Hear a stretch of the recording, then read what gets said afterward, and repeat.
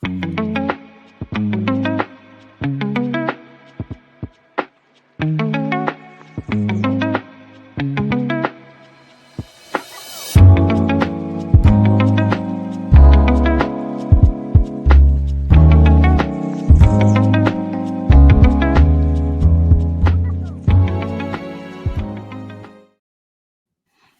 is up, everyone? Welcome to the Optimus Fantasy Football channel.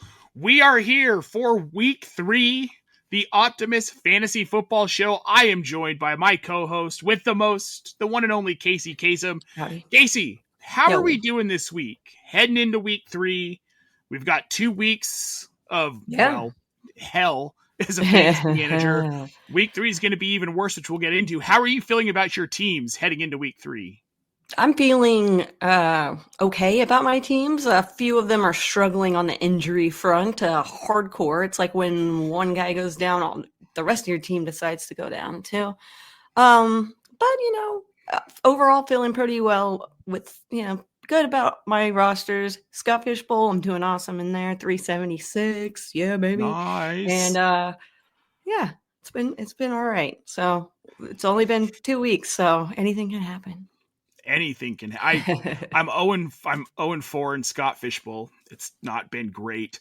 Jen's doing really well though. She's 4-0, I believe. So at least one of us is representing. The Optimus family is representing pretty heavily. I think I'm in last place amongst all of us. So, and then my home league, I lost to my sister-in-law this past week. That's always At least she knows ball. So I'm okay with it.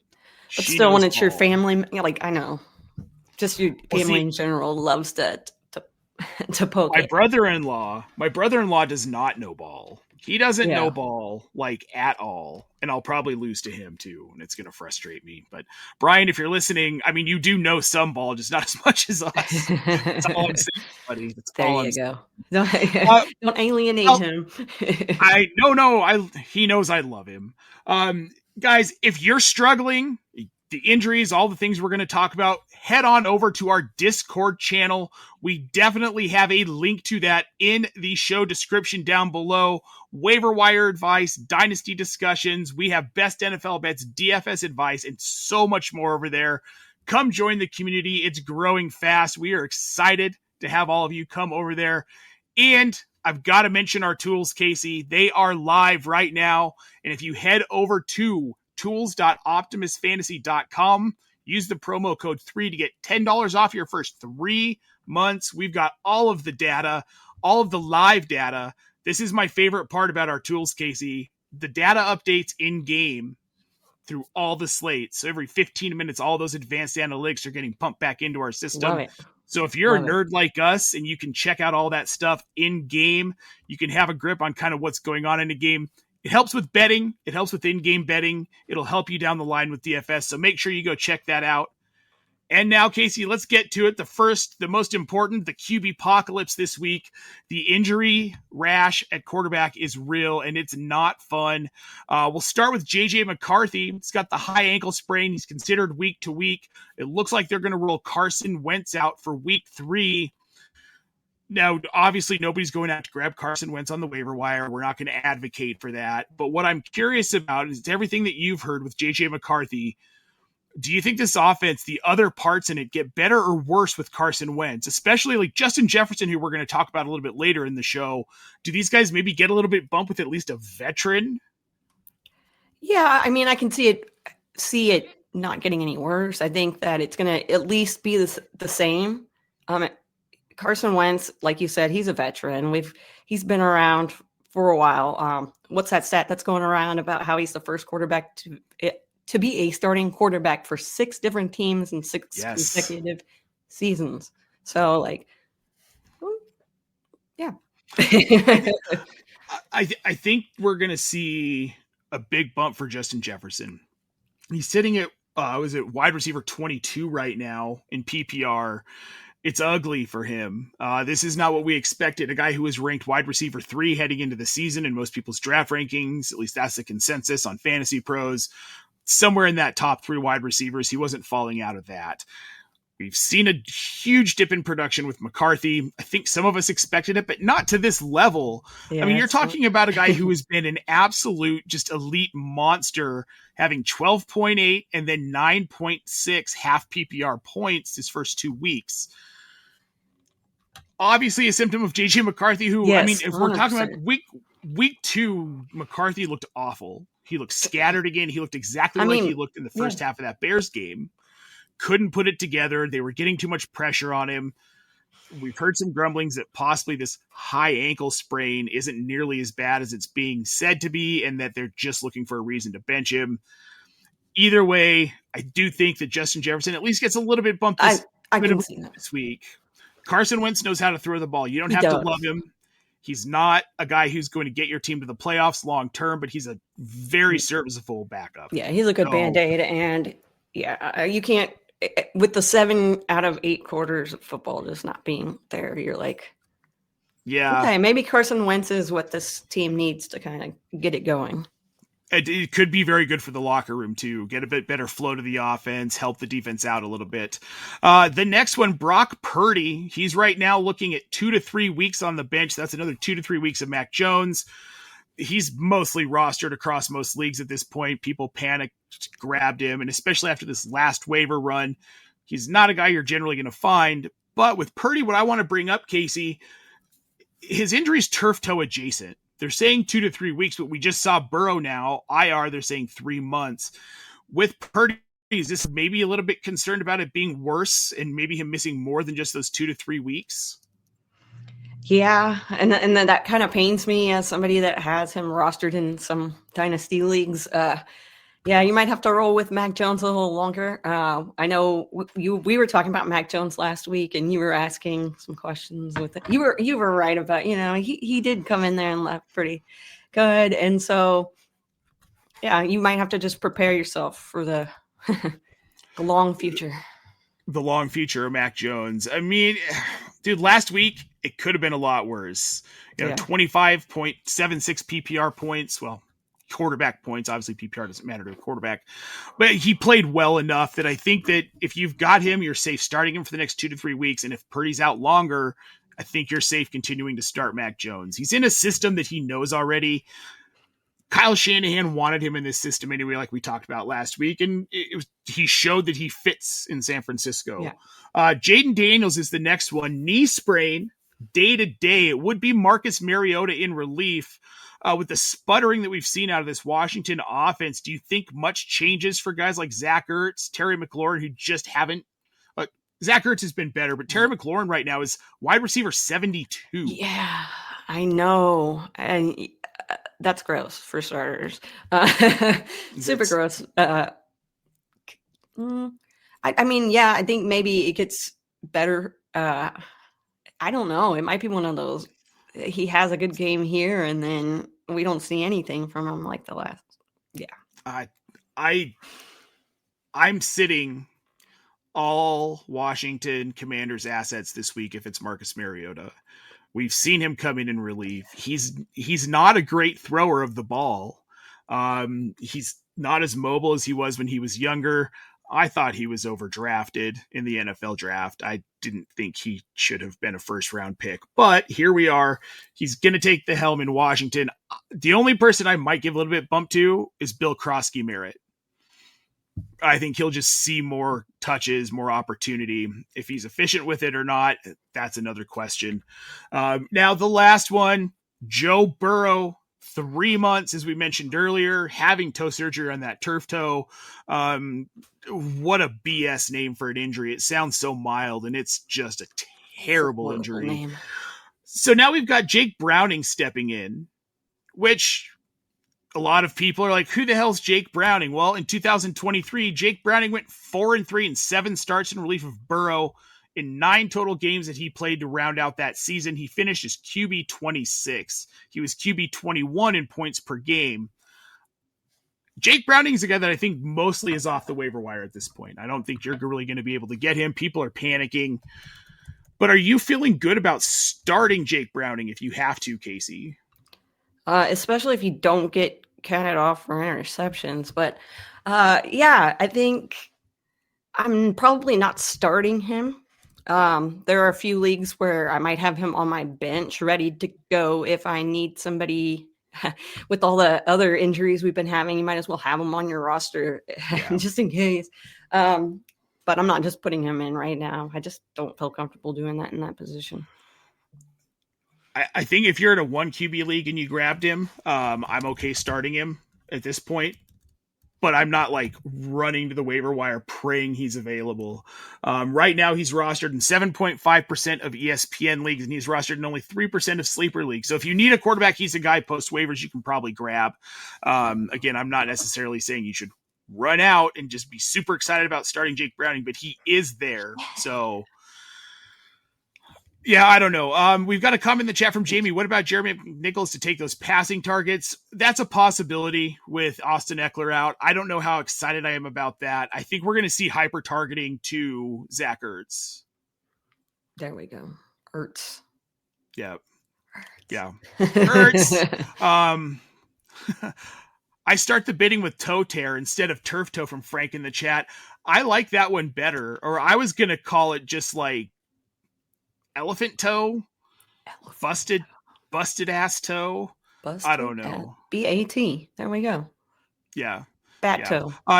No, Jamie, I want to clarify. He was QB 20 in points per game. He didn't have 20 points per game.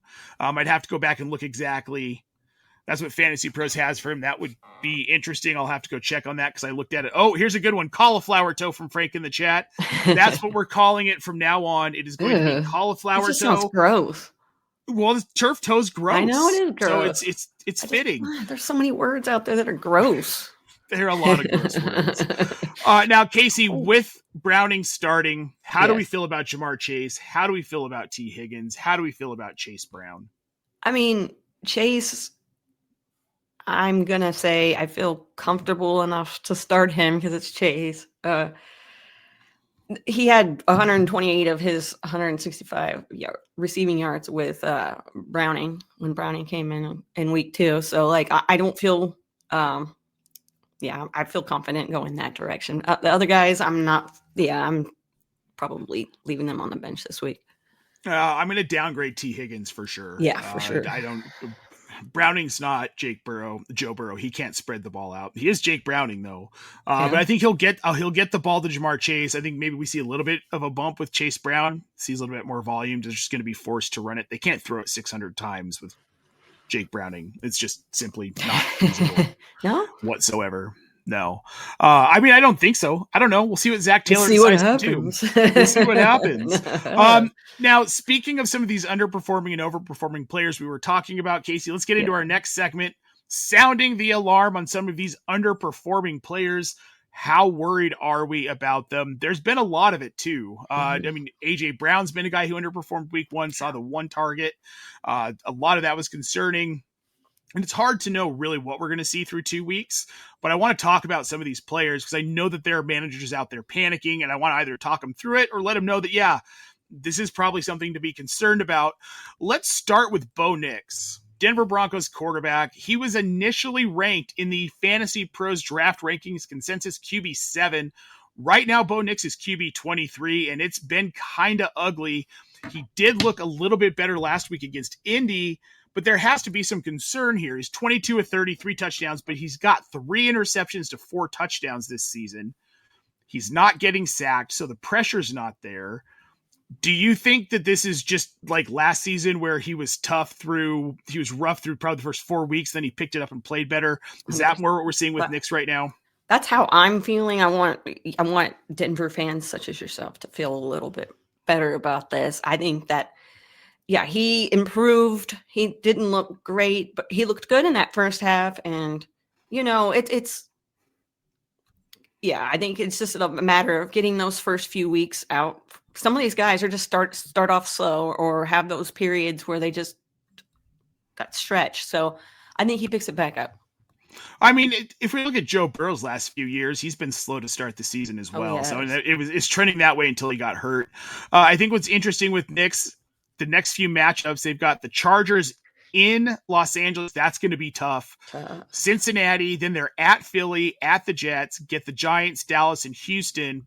all ahead of week 10. So this isn't necessarily an easy schedule for Bo Nix, but I do think he's going to turn it around, especially now that we're seeing him kind of connect with his college teammate, Troy Franklin, who was a guy we're going to get to here in a little bit. But I do think that there's hope that Nix turns it around. Dak Prescott. This is what I wasn't expecting because he's a guy who always kind of lives in that QB8 to QB12 range. Going into the season, we had him ranked QB7 in draft rankings. He is currently QB21. There's been a lot of concern in general, Kacey, around this Dallas team, and you're right there in the thick of it there in Texas, in McKinney. What do you think about Dak Prescott? Is he going to turn this around? Is his offense going to turn things around? Yeah, you think so? I do. I think so. I mean, we already saw last week now. Yeah, I mean, it a new week, but the first week it didn't look good.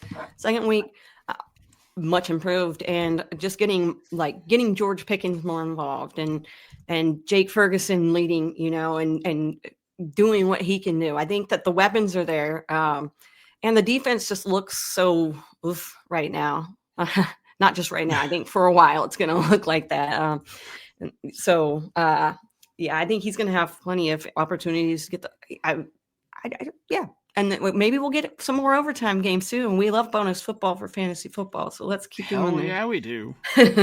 Yeah, Kacey, I'm not super worried either. They've got Chicago. I am worried about week 4 against Green Bay. But then they've got the Jets, Carolina, Washington.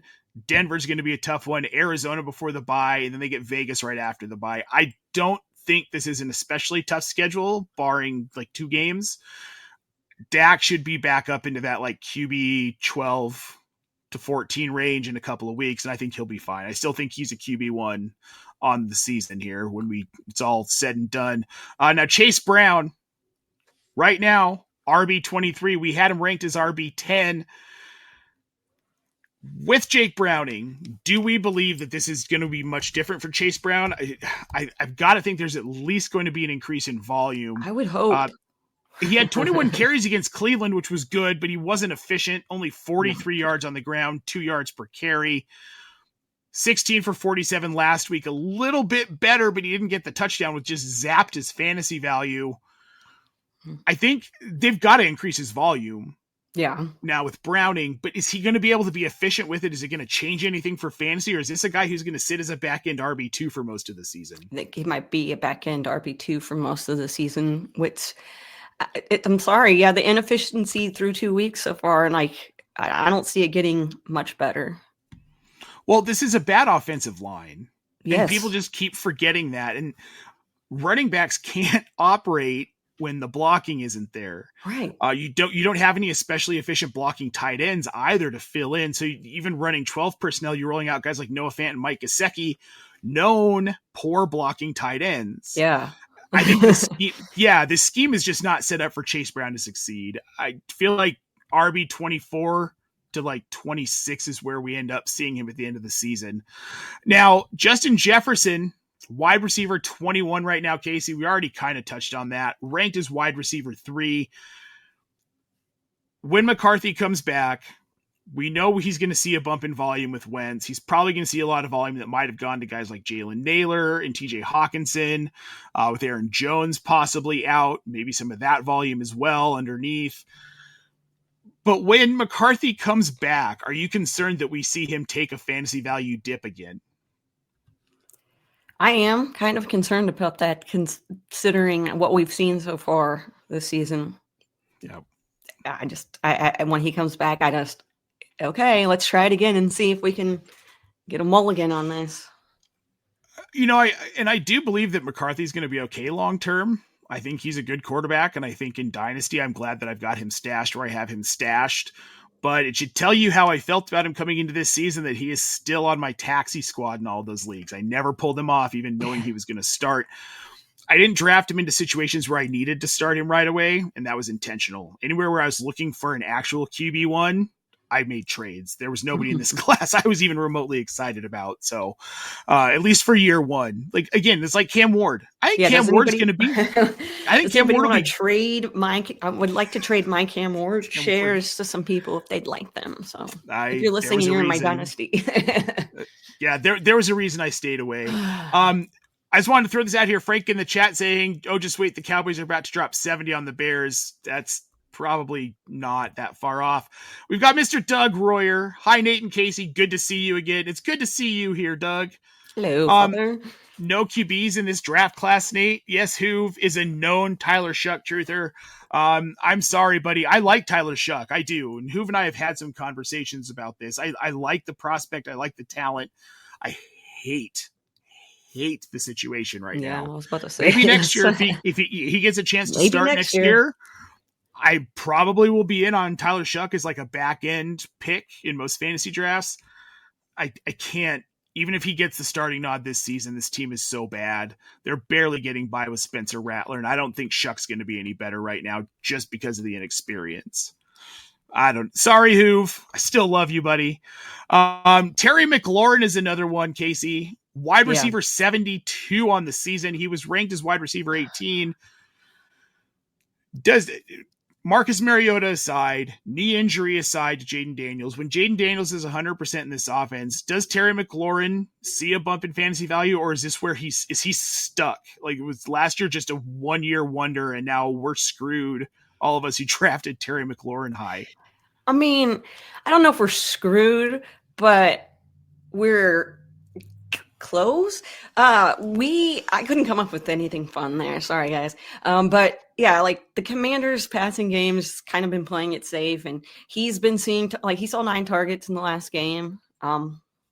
So I mean, sure, but so there's the positives, but I'm like, he's going to be the guy that I have to put in my flex spot every week because he's the guy you drafted him to be right now.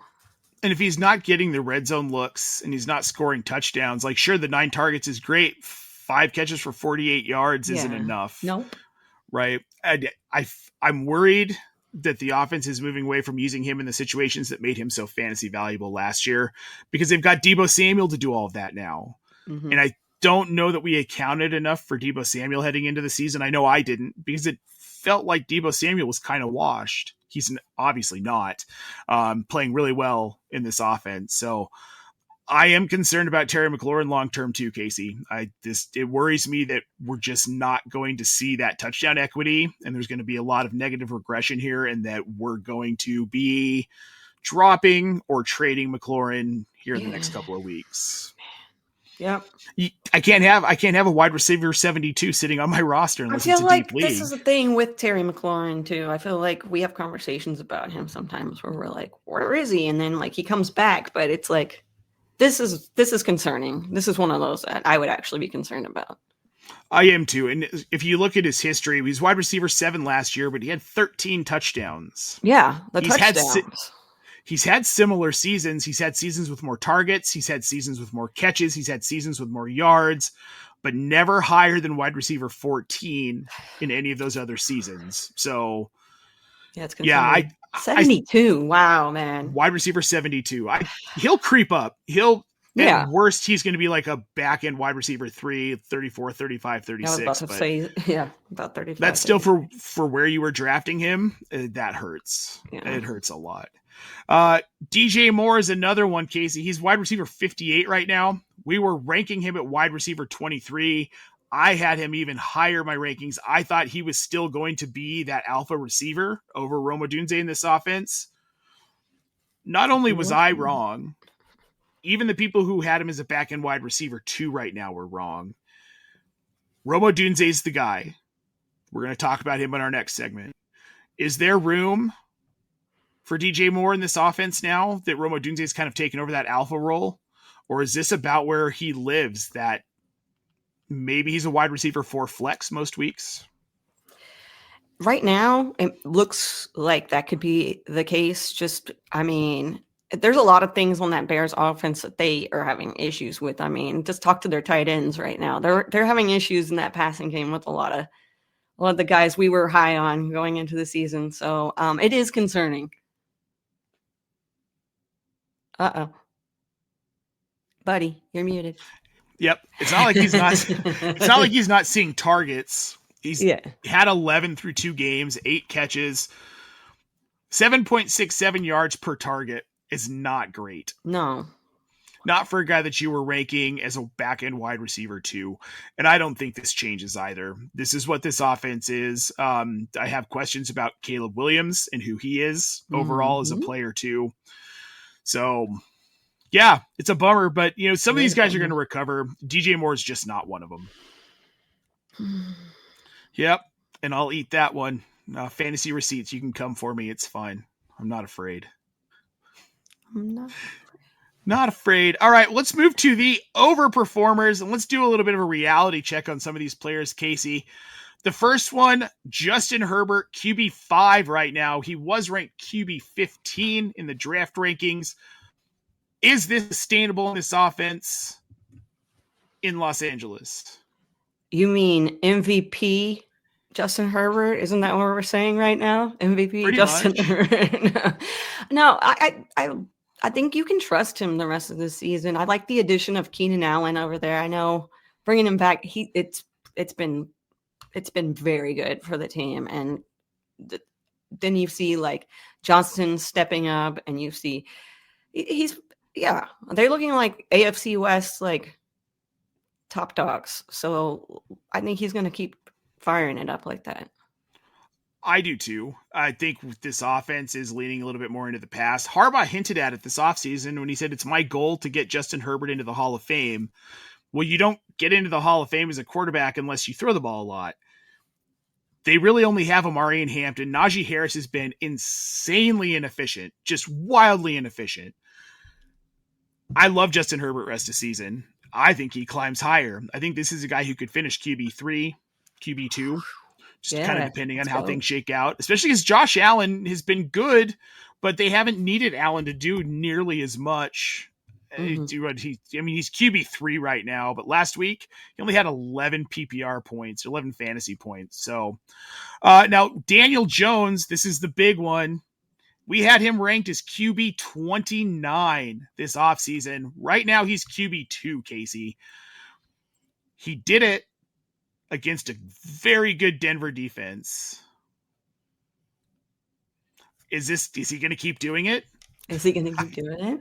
I think so. I think he is. I really have. Okay, last week I said, let's see what he does in week 2. I was excited for that. And then we saw it, and I'm super excited. I really am. And I mean, they haven't even punted yet with him.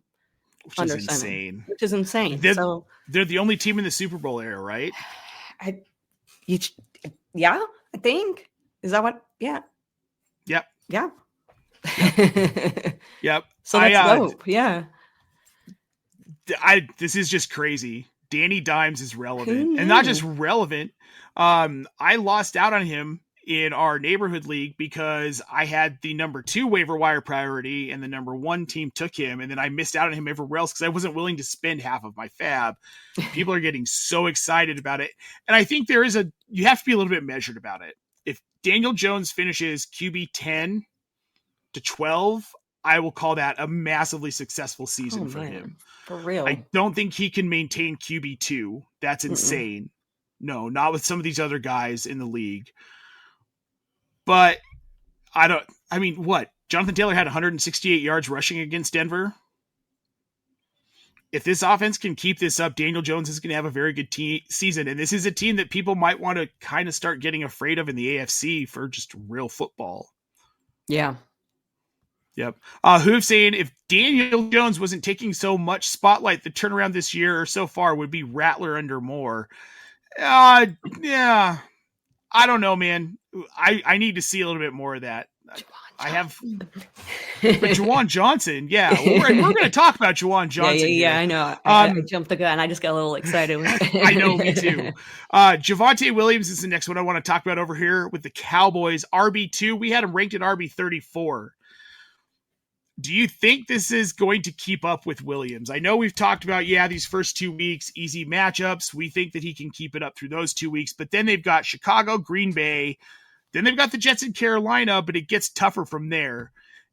Is Javonte Williams even a top 12 quarterback at the end of the season? Running back. Yeah, I was going to say not a quarterback. No, but Definitely yes, not running back. You know what? I'm going to go with yes. As a Cowboys fan, I'm not being a homer here. Like, I was totally off the running backs in the Cowboys offense this year was like, nah, that's who I'm picking.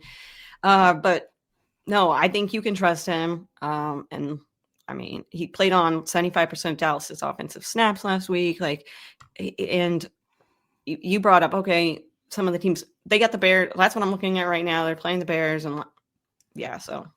But yes, in general, I think he's going to, there might be some games where he falls off. He's going to drop a little bit, but I think you could say he's a top 12 guy this season. I think he is too. I think he might even be a top 5 guy if they keep feeding him. I mean, 15 attempts, 54 yards, 2 touchdowns week 1, but then they bumped it up to 18 carries, 97 yards on the ground and a touchdown. And then he's getting targeted too. We saw 7 targets that's what against the Giants. So I think the volume's going to remain there. Miles Sanders isn't exciting, even though he sniped a touchdown last week, but that's going to happen. But Miles Sanders isn't a threat. Jaden Blue, obviously, as much as we thought he might be a threat, he is not a threat whatsoever. What about Travis Etienne, running back 7 right now? We had him pegged as RB31. They got Tank Bigsby out of the way. We're seeing Bashal Tutin get some volume, but I can't see it going away for Etienne. I think he might be a top 10 running back rest of season. Casey, what do you think? I have hesitation on that just because I get nervous about like timeshares or whatever, splitting, whatever, that kind of thing. But I think like he's already done more this season than I had expected to him going in. Most of us, I mean, yeah, RB7 though. I'm top 12 guy maybe this year. We'll go with the top 12. We'll go with the top 12. I can see it. There is the hesitation, but I think that they both have their role on that team. Sure. Well, and 16 for 143 against Carolina, bad defense. Yeah. 14 for 71, but then he adds the receiving touchdown against Cincinnati, also not a great defense. No. Houston's got a much better defense. That's their week 3 matchup. And then San Francisco and Kansas City. These 3 weeks are going to tell us a lot about Travis Etienne. Yeah. If he can continue to have 4 yards to 5 yards per carry efficiency over these next 3 weeks, then I will believe that Travis Etienne is the RB1 in Jacksonville and that this is sustainable. Until then, I'm not ready to say that this is something. I think he could be a top 10 running back if that volume holds and if that efficiency holds. We're going to have to see it because we've seen in the past, this was last season, 3.72 yards per carry. The season before, 3.78 yards per carry. He was RB3 that season in 2023, but 267 carries and 11 touchdowns. It was more about the touchdown equity and the yardage than it was about his actual efficiency. So we'll see. We'll see what happens. I don't believe in this Jacksonville offense, Casey. At all. I don't either. And that stinks. I'm trying to trade away players. I'm like, look, please. Hey. Could Travis Hunter play quarterback as well as cornerback and wide receiver? Because there's a first time for everything. Let's go. Trevor Lawrence, there was a defining moment in that game on Sunday for me. It's when he was so unaware of where he was on the field that he made a forward pass 3 yards past the line of scrimmage. It's one thing to have your toe over or be a half step over. That happens. 3 yards. That tells me that his head's not in it. And his just field awareness is crap. And he's making mistakes because of it. And it just ruins his whole offense outside of Travis Etienne for me. So, yeah, it's ugly. I know. Now, Chuba Hubbard, running back 19 was his ranking. He is currently running back 9. This Carolina offense is atrocious. Bryce Young is just not it. They can't move the ball unless they give it to Chuba Hubbard. Right. Do you think that continues throughout the season? Is Chuba Hubbard a guy that you're comfortable rolling out every week? Yes, but they're going to have to, like we saw last, like they're going to abandon the run game when they're down. They're going to have to throw it when they're down by a lot. Like it's just going to happen. So because he has that pass catching ability, like I feel more comfortable with him in PPR leagues. But I Sure. still feel I can trust him for the season because he has the lock on that role right now in the offense. So Yeah, I think it's sustainable. There's nothing else about this offense that makes me excited whatsoever. I'm comfortable rolling him out. I wrote him up as a value before the season started, and I think I was right. I think yeah, it he's a worked out. value for sure. I want Tet McMillan to be better with Bryce Young, and I think he'll be okay. But I think Chuba's the guy you want in this offense right now. Volume, production, efficiency, he's the one that you want. Let's go through the rest of these here, and then we will get everyone out of here. Well, of course, our least exciting and most exciting matchups in our busts for the week, but J.K. Dobbins, a little bit of a resurgence in Denver. I think we all expected R.J. Harvey to kind of do more than he's done. But what we've got out of Dobbins are 2 14-plus fantasy point outputs, 2 touchdowns. He's seen 4 targets across 2 games. He's got 30 carries.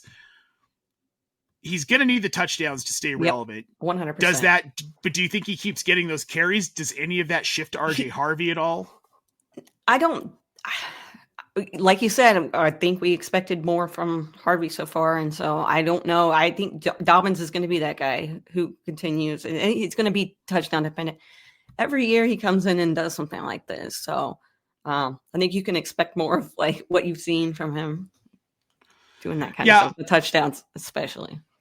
I think as long as he stays healthy, he kind of lives in that RB10 to RB15 category the rest of the season. But he can't get stuffed.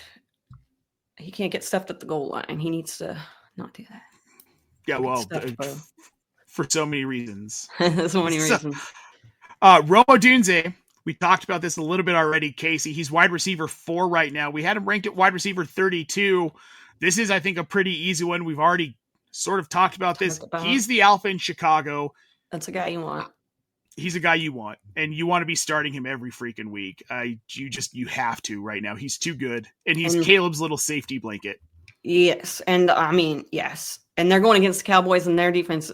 Like, yeah, this should be a game where all the wide receivers should be able to do something on both sides. So I know we were talking. So I saw a comment earlier about that, about the Cowboys and the Bears, but that's cool. I don't know. Oh, Frank in the chat. Yeah. One more week to bury DJ Moore because they're going up against the Cowboys. Yeah, well, yeah, maybe. Quentin Johnston, wide receiver 5. We had him ranked at wide receiver 70 heading into the season. We've talked a little bit about this Chargers offense. I think he's Herbert's favorite target. It's going to ding McConkey a little bit. We've seen it ding McConkey a little bit, but is that going to continue with Quentin Johnston? I think so. I know last year it kind of was like boom or bust with him. After a while, we were like, can we trust, because it was. So maybe I've heard, maybe that. No, I think, he's gonna be the guy that sees most of the Herbert benefits. MVP Herbert. I do too. This guy, people forget because we dunked on him so hard his first couple of seasons because he had drop issues and wasn't getting used and just kind of got put in the doghouse. Yep. But he was a first round pick and he's a talented wide receiver. And I think this continues with Quentin Johnston. I think he's becoming a favorite target of Herbert, an offense that throws more often. 7 targets 2 weeks in a row. He's got 2 touchdowns in the first game, 1 in the second. I think this continues. I don't think he's necessarily like a top 5 wide receiver every week, but I think he's a guy who consistently finishes in the top 15 rest of season. Like it. Yep. Troy Franklin over in Denver, wide receiver 15. We had him ranked at wide receiver 105, Kacey. Wide receiver 105 coming into the season. He seems to be a big part of this Denver offense. He seems to have taken over that wide receiver 1 role over Cortland Sutton, former college teammate of Bo Nix, drafted last year again. Do you think Troy Franklin is now the wide receiver 1 in Denver? It's not just targets he's leading the team in. It's every major statistical receiving category right now. Yeah. After 2 weeks, I'm not 100% sold on it, but because it feels like every week with Denver, I know this is a new season, but it's like, who's going to hit this week, right? And Cortland Sutton, we've seen him disappear and then come back, and I don't know. It might be, remember Jerry Jeudy, anyone? So that kind of. Yeah. Oh man. Yeah, Jerry Jeudy just never got really a foothold here. I think Jerry Judy's overrated. I don't think Troy Franklin is. This is gonna cool off though. Yeah, we'll cool off. It'll cool off. He'll be a back end wide receiver 2, high end wide receiver 3 by the end of the season. And Cortland Sutton's going to correct himself. That's going to be a big part of this offense getting better. Is they need to start hyper targeting Cortland Sutton. He's their best receiver, and it's not even close. So now moving on from Quentin Johnston and Troy Franklin, we're going to get into some tight ends here. Juwan Johnson, tight end 3, was ranked at tight end 27 heading into the season. I'm just going to say it, Casey. He's the only reliable asset for Spencer Rattler. Yeah. This isn't slowing down, and I'm firing him up every week. I think he's a top five tight end prospect. Yeah, every single week this season. He's going to continue to throw to him. He's going to continue to catch it. That's pretty easy to put him in your tight end lineup, especially if you're somebody like me who's like George Kittle goes down or whatever, Travis Kelce does whatever. It's like, Well, and what I like the most about his first 2 weeks is that week 1, 15.6 fantasy points. He was tight end 2 on the week. He didn't have a touchdown. 8 catches for 76 yards is all he needed. Then week 2, 9 targets, 5 catches. He only had 49 yards, but he tacked on a touchdown that week. He can get it done both ways, where a lot of tight ends at this back end or some of the dart throws were, please God, they've got to score a touchdown. Juwan Johnson's just a volume tight end at this point, and it's wonderful. Working. Okay, now here's a name I didn't think I was ever going to say on a fantasy football show. We know it; he exists. Davis Allen, tight end over in Los Angeles with the Rams. He's got 2 touchdowns, not target heavy. He's had 3 targets, 2 catches. He's got a total of 21 receiving yards. Snap share on the season below 40% average, but he's got the 2 touchdowns. He's seeing red zone looks. Davis Allen we had ranked as tight end 94, and that's saying something. I looked at that and I was like, dear God, I guess I didn't really think about it, but wow. We ranked 94 tight ends. That's insane. That is insane. Right now, he's tight end 11. Obviously, the volume's not there for a guy like Davis Allen. That's not what we're going to talk about. The thing that is there is the touchdown equity. Does he continue to see these red zone looks? Are you willing to take a flyer on a guy like Davis Allen if you're streaming tight ends? Maybe a team that's not good at covering tight ends in the red zone, a team like Philly that just has a hard time with it. Would you fire him up there? I mean, okay, yes, because I've been in certain situations where it's like there is nothing available and I have to I'm in a 14 team league where I'm sure I don't even want to go look right now. But yeah, I'd feel comfortable streaming him possibly if that was like the last resort kind of thing. I think there might be other guys out there on waivers if they haven't already been picked up that would be more secure for you because of the lack of it is touchdown dependent. But you know what? Those guys have come in clutch in the past for fantasy. They do. For fill-in purposes. This is a week where if I'm hurting at tight end, I might throw in Davis Allen just because they're playing Philly, and Philly notoriously can't cover tight ends. Maybe he gets a touchdown this week. But this is probably one of the only weeks this season where I'm like, I'd be willing to risk it with Davis Allen. Otherwise, there's I didn't write anything about him, so if that tells you anything. Well, if you didn't write about him, then forget about it. Yeah, I didn't have anything to say about that guy. Before we get on to our next segment, Casey, we've got some questions in the chat I'd like to get to here real quick. We have That's How You Get Tinnitus. That's an interesting name. I'll allow it here over on YouTube. Should I trade Brian Thomas Jr. and AJ Brown for Roma Dunze, Mike Evans, and Keenan Allen? Casey, would you make that trade? Okay, sorry, I have to actually rate it again. TJ and AJ Brown for Odunze, Evans, and Keenan. You're trading away BTJ and AJ Brown. Yeah, I would. I would too. Dunze more than makes up for both of their volume. Yep. And then you They're get not- Evans and Keenan Allen. I'm not feeling very very positive about the volume either of those guys going forward. AJ. Well, I think Philly's moving over to such a just like flat out run heavy approach. Yeah, they're not throwing touchdowns. They're no touchdowns they're running, to be thrown. They're running them in. Yeah. Next one is Tron Force. Someone offered me James Cook and Travis Etienne for Christian McCaffrey. I don't think that's enough. You can't start them both. Well, I mean, I guess you could start them both, but you can't start them both in the one slot for CMC. I'm going to need more for CMC as long as he's healthy. I don't think that's enough either. Okay, he also wants to know, Casey, would you trade Travis Hunter and Wan'Dale Robinson for Ricky Pearsall and Baker Mayfield, or straight up for Drake May? Or Baker Mayfield or Drake May here, paired with Ricky Pearsall. I don't think I would. I don't think I would either. Travis Hunter's too volatile, and Wan'Dale Robinson saw a ton of volume last year, then a ton of volume last week.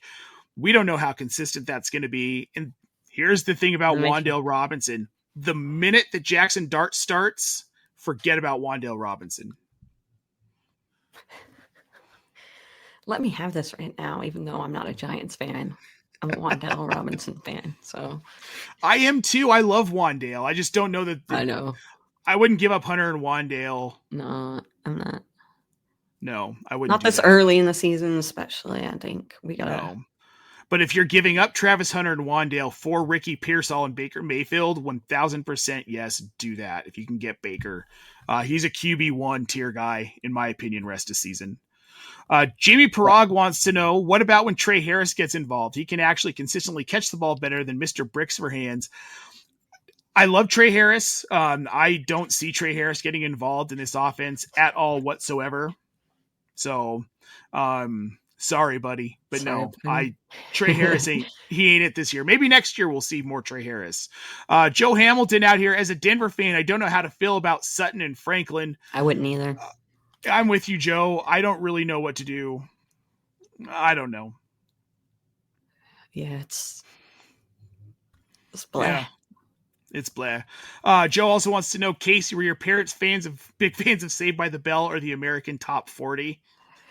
I was born in the 80s, so before the wonderful, wonderful Saved by the Bell was on our television screens. It's a nickname, so I'm sure I know they are big fans of Kacey Kasem. I am too. But my friend gave me this nickname and it stuck because I was a child at the time, and now here I am, stuck with all my handles. Hey, I love it. I think it's awesome. We got one more from Tron Force, Casey, then we'll move on to our best and worst of this week. He said, thank you both. You're very much welcome. With Jaden Daniels questionable, I picked up Mac Jones. Are any of these waiver QBs better options? Got Russell Wilson. Nope. No. Sam Darnold. No. Geno Smith. I'm getting a little bit worried about Geno. Yeah. Bryce Young, definitely not. Carson Wentz, no. Aaron Rodgers. No. Yeah, no, probably not. Matthew Stafford.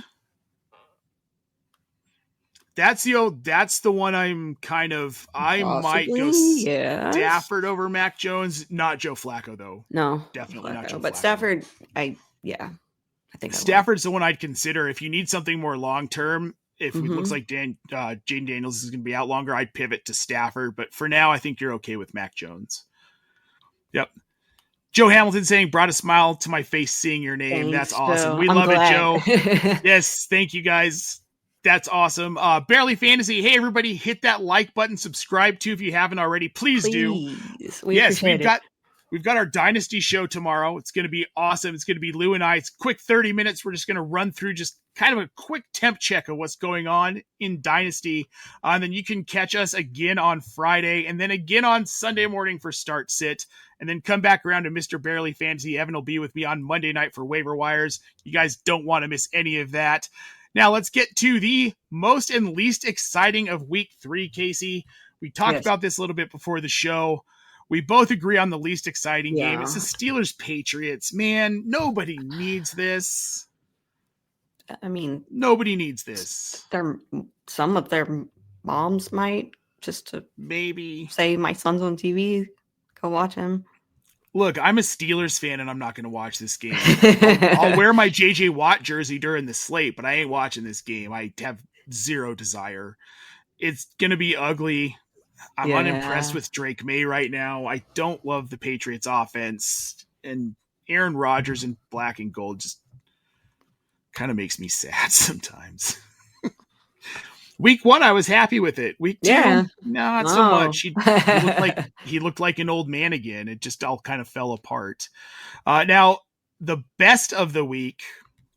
Let's talk about your matchup first, Kacey. I would like to watch Broncos and Chargers. And there's a few reasons. I want to watch it for fantasy purposes to see, Justin Herbert's been amazing. So I just want to keep seeing that. I want to see Keenan Allen. And then with the Broncos, with the question marks that we've been having with is Franklin going to be the guy? What's going on with Sutton? I'd like to see just how that plays out against the Chargers and just have that one extra week of looks to kind of figure out what's going on. I think it's interesting how good the Chargers defense has been. I want to see what Denver's offense can do against them as well.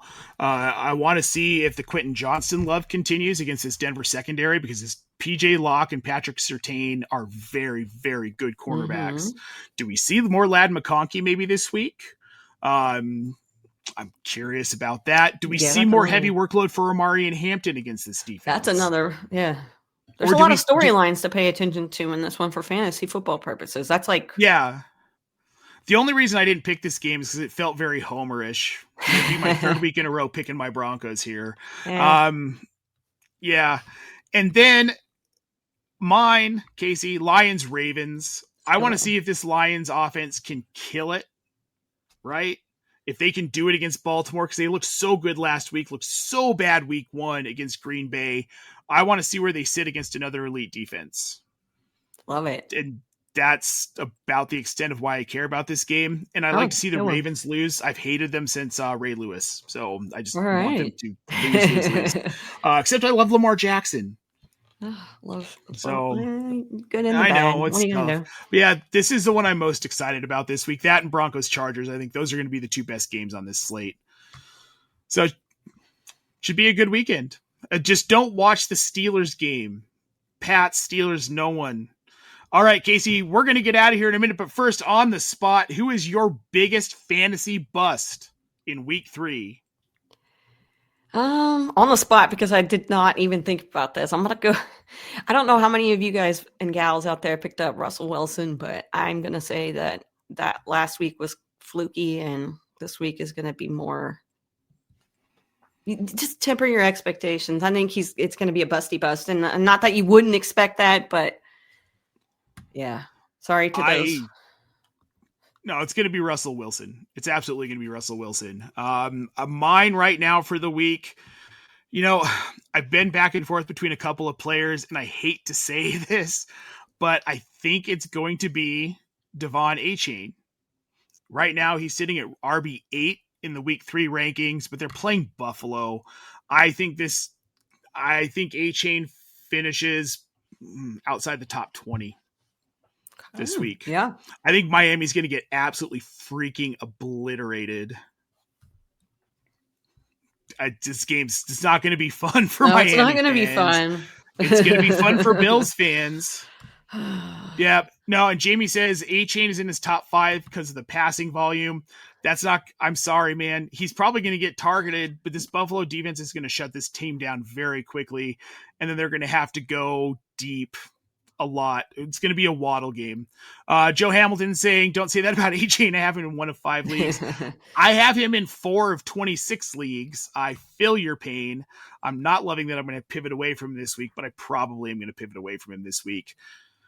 Well, folks, that's going to do it for us here on the Optimus Fantasy Show. Of course, you can find us every Wednesday at 1 p.m. Eastern Standard Time. We'll be back next week for week 4.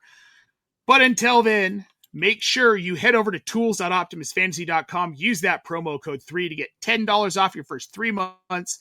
Check us out on Discord as well. If you've got questions and you're watching this or listening to the podcast, head on over to Discord. We'll help you out there. We've got a whole staff just ready to answer all of your questions.